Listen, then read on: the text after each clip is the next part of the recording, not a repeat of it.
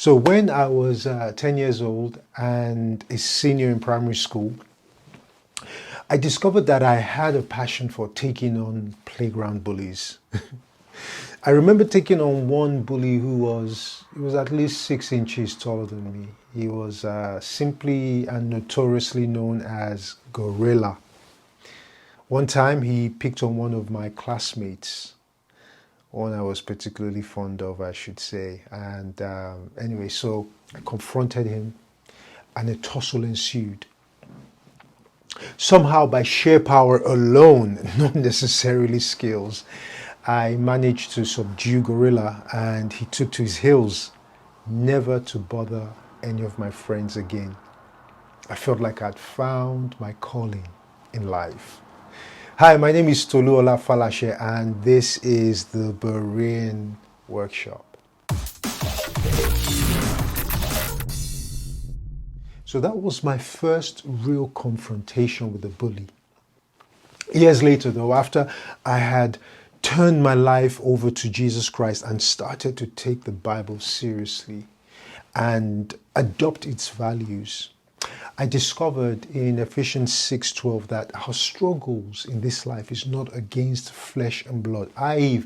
fellow human beings, but it's against principalities, against powers, against rulers of the darkness of this world, against spiritual wickedness in high places.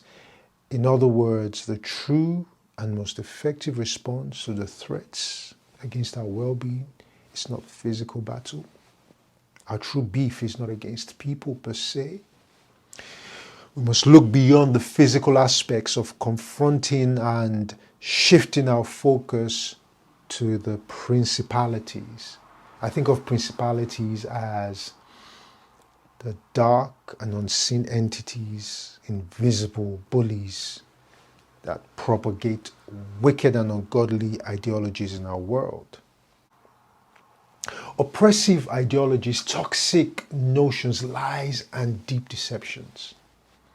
Therefore, for every playground bully in our lives, for every gorilla at our schools, our workplaces, our homes, communities, even in our memories, we do not need to physically tussle with them.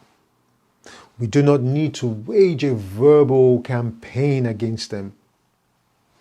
Not in the way we think about it. But what we need to do is we need to take the Bible's stance. The Bible teaches us to fight in a totally different way, a way that is efficient.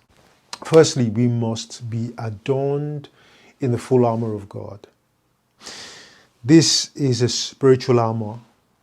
This strategy is found in Ephesians 6:11. It instructs us, those of us who have given our lives to Jesus Christ, to put on this armor so that we will be able to stand firm against the schemes and the strategies of the devil. If you want to know more about the full armor of God, check out the excellent breakdown of this topic by Mululi. These days, my fighting approach is of a different kind. I know the gorilla in my life can be resisted without laying a finger on them. I just need to keep the helmet of our salvation on during conflicts. They protect my thoughts and maintain my godly mindset. I need to always keep the breastplate of righteousness on. It protects my heart from fear, bitterness, and anxieties. I need to always keep the belt of truth on. This is the understanding of what the true source of terror is.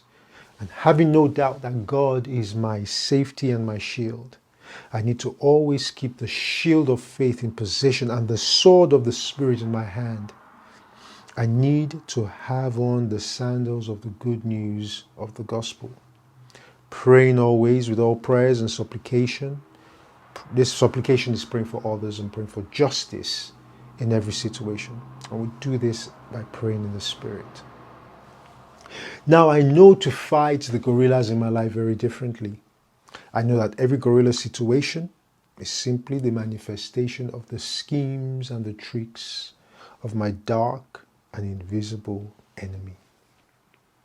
Look out for our workbook on how to take down the gorillas in your life without lifting a finger. Thank you for watching.